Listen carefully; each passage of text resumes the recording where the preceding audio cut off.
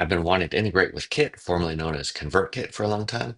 Well, both that has been known as ConvertKit for a long time, and I've been wanting to integrate it for a while. Anyway, you can now connect Mimiran to Kit, so you can add leads captured through Mimiran lead capture forms to your Kit subscribers list. Let's take a look at how to set this up. If you log into Kit, go to your profile menu, scroll down to developer. Don't worry, it's not scary. You don't need to be a developer. Click add a new key under API keys, and then make sure you name it something meaningful, create it, and copy it, store it somewhere safe, because once you create it, you can't see it anywhere.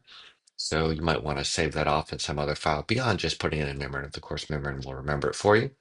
Copy it, then go into Mimiran, go to data integrations, connect ConvertKit, keep calling ConvertKit, paste in that API key, and hit save.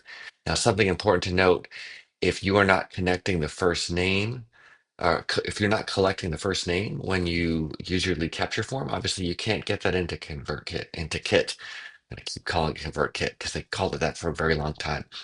But if you go in and you update that contact later in Mimiran with, say, a first name, last name, other information, that will then get synced back to Kit.